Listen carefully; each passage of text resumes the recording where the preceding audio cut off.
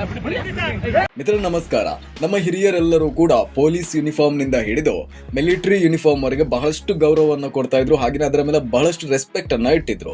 ಆದ್ರೆ ಸದ್ಯದ ಪರಿಸ್ಥಿತಿಗೆ ಈಗೀಗ ಏನು ಜನರೇಷನ್ ಬದಲಾಯಿತು ನೋಡಿ, ಇವರಿಗೆಲ್ಲರಿಗೂ ಪೊಲೀಸ್ ಅಂದ್ರೆ ಭಯನೇ ಇಲ್ವೋ ಅನ್ನುವಂತಹ ಪ್ರಶ್ನೆ ಈಗ ಎದ್ದು ಕಾಣ್ತಾ ಇದೆ.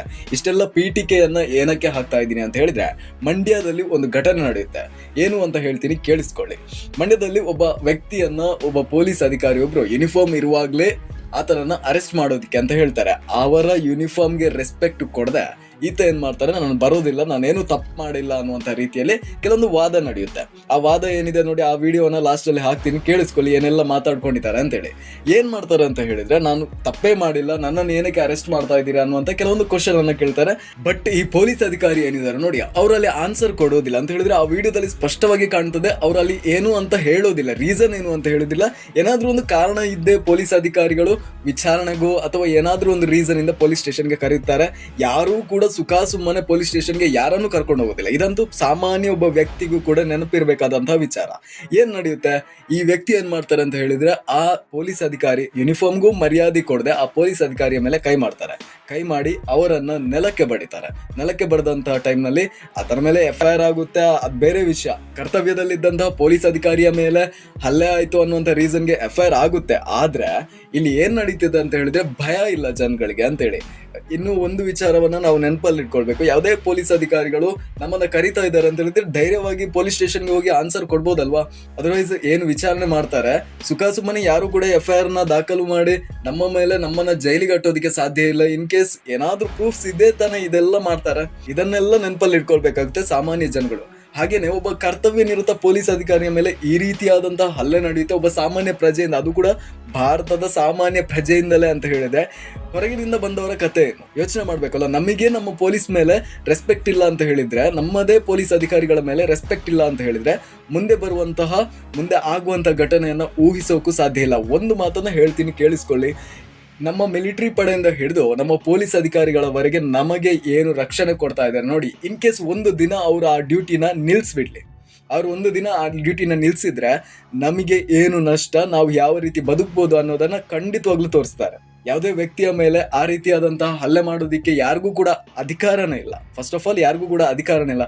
ಇನ್ನೂ ಒಂದು ವಿಡಿಯೋ ಬಹಳಷ್ಟು ದಿನಗಳ ಹಿಂದೆ ಸೋಷಿಯಲ್ ಮೀಡಿಯಾದಲ್ಲಿ ಬಹಳಷ್ಟು ವೈರಲ್ ಅನ್ನ ಕಂಡಿತ್ತು.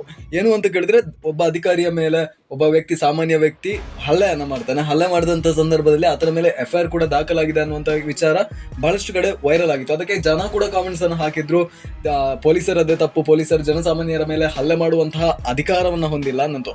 ಆಕ್ಚುಲಿ ಅದು ಸರಿ. ಆದ್ರೆ ಒಬ್ಬ ಕರ್ತವ್ಯದಲ್ಲಿರುವಂತಹ ವ್ಯಕ್ತಿ ಏನು, ಆತ ಯೂನಿಫಾರ್ಮ್ ಅನ್ನ ಹಾಕಿರ್ತಾನೆ, ಅದಕ್ಕೂ ಮರ್ಯಾದೆ ಕೊಡದೆ ಹೊಡೆಯುವಂತ ಪ್ರವೃತ್ತಿ ಏನಿದೆ ನೋಡಿ, ಇದು ಸಮಾಜಕ್ಕೆ ಬಹಳಷ್ಟು ಕೆಟ್ಟ ವಿಚಾರ. ಹಾಗೇನೆ ಇಂತಹ ಸೆನ್ಸಿಟಿವ್ ವಿಚಾರಗಳನ್ನ ಹಂಚಿಕೊಳ್ಳುವಾಗ ತುಂಬಾನೇ ಜಾಗೃತಿ ಆಗಿರ್ಬೇಕು. ಇದನ್ನ ದೊಡ್ಡ ಸಾಧನೆ ಅನ್ನುವಂತ ರೀತಿಯಲ್ಲಿ ಬಿಂಬಿಸ್ತಾ ಹೋದ್ರೆ ಬಹುಶಃ ಮುಂದೊಂದು ದಿನ ನಿಮ್ಮ ಮಕ್ಕಳು ಕೂಡ ಇಂತಹದೇ ಮಾಡೋದಿಕ್ಕೆ ಸಾಧ್ಯ ಇದೆ. ಸೊ ದಯವಿಟ್ಟು ಇಂತಹ ವಿಚಾರಗಳನ್ನ ಸ್ವಲ್ಪ ಕಮ್ಮಿ ಮಾಡಿ. ಏನಕ್ಕೆ ಅಂತ ಹೇಳಿದ್ರೆ, ಯಾವುದೇ ವ್ಯಕ್ತಿಯನ್ನ ಆತ ಏನು ಯೂನಿಫಾರ್ಮ್ ಹಾಕಿರ್ತಾನೋ ಅದು ಬೇರೆ ವಿಚಾರ, ಆತನಿಗೂ ಕೂಡ ಕೋಪ ಇರುತ್ತೆ, ನಮಗೂ ಕೂಡ ಕೋಪ ಇರುತ್ತೆ.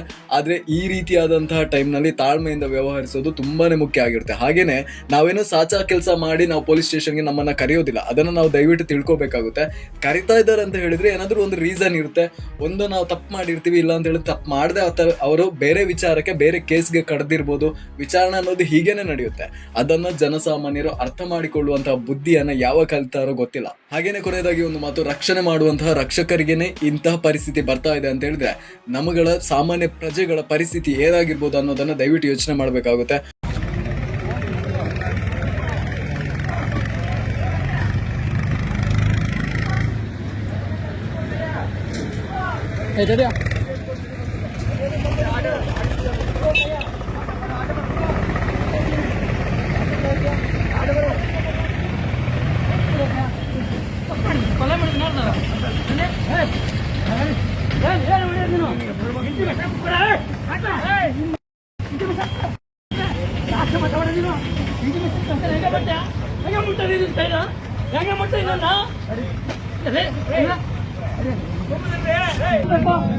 ಹೋಗಲ್ಲ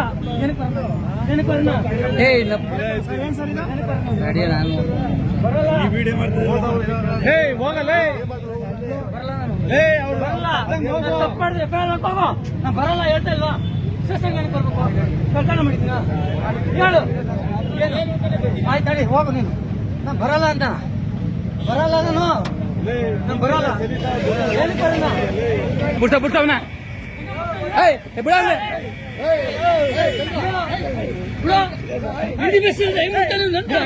ಹೆಂಗೆ ಮಾಡಿಲ್ಲ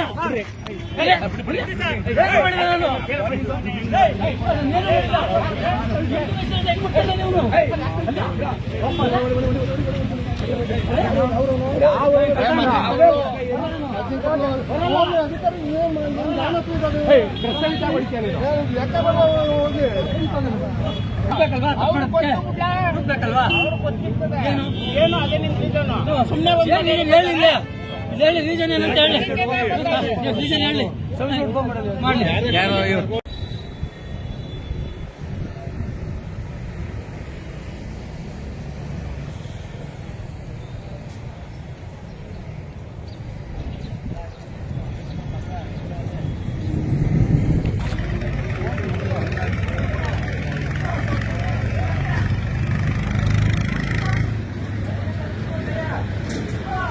ತಡಿಯ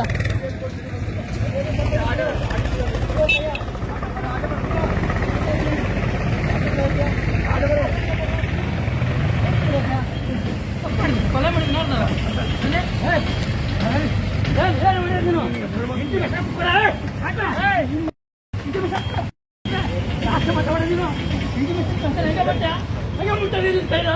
ಹೆಂಗೆ ಮಾಡ್ತಾ ಇಲ್ಲ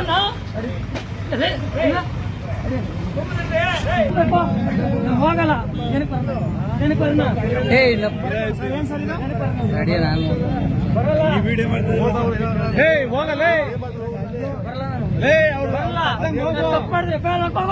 ಬರಲ್ಲ ಹೇಳ್ತಾ ಇಲ್ವಾ?